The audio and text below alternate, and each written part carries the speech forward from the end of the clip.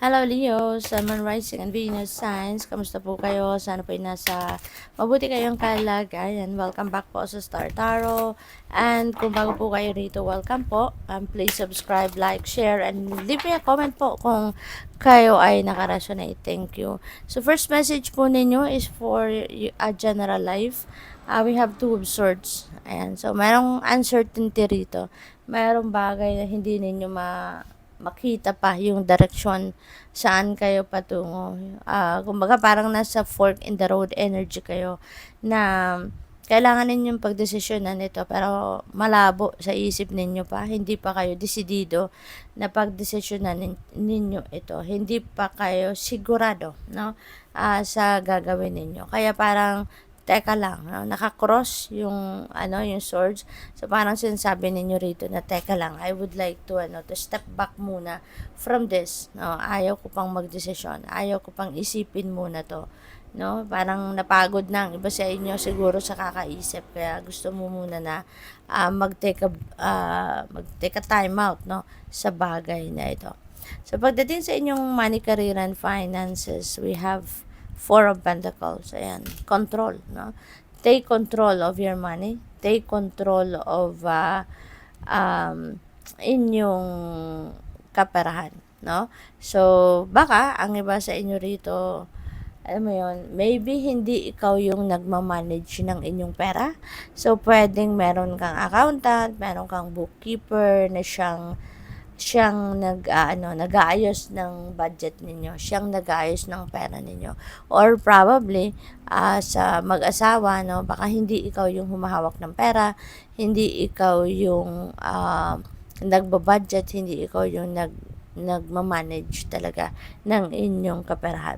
No? So, pwedeng ganon. Kaya, even though ganon ang inyong sitwasyon, this is calling on you na kahit hindi man ikaw yung nagbabudget, hindi ikaw yung nagdi-dispense kumbaga ng pera ninyo, at least, no, kayo dapat alam mo din, no, kung ano yung kalakaran, ano yung nangyayari na sa budget ninyo. At least dapat alam mo kung ano yung mga financial activities na nangyayari, no? Para you are still in control even though hindi ikaw yung may hawak nito. Okay, parang ganun. At least alam mo kung saan napupunta yung pera, alam mo kung magkano ang napupunta sa kung saan. No? Yung ganun ba.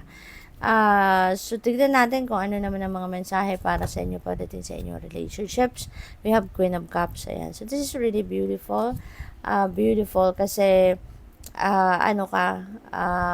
you are very loving, you are very emotional, you are very, tawag dito, maalaga, no? Kasi si Queen of Cups is a mother archetype. So, maaari, no, na alagang-alaga mo yung person mo, naalagaan mo yung pamilya mo, naalagaan mo yung mga anak mo, yung ganon. At siguro, ano ka ngayon, you are very sensitive about the needs, no, of your family, about the needs of your person. Kaya napakaganda, napaka-sweet mo siguro din at maalaga, no?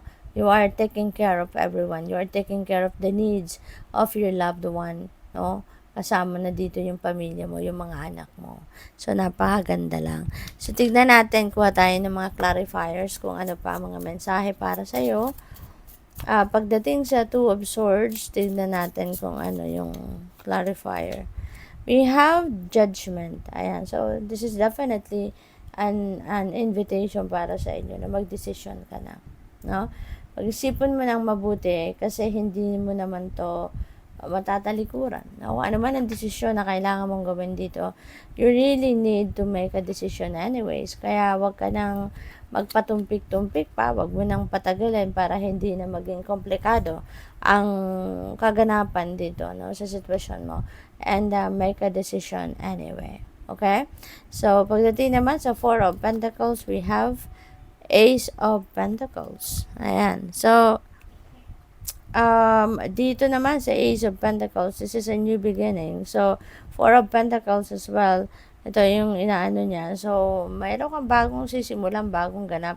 Maaari meron ditong paparating na bagong opportunity for you to, an opportunity for you to start na bagong pagkakakitaan. Pwedeng merong bagong trabaho, bagong karera, bagong negosyo, bagong investment scheme, or baka meron kang bagong yugto, no, pagdating sa inyong kaperahang aspeto na sisimulan ninyo sa ngayon.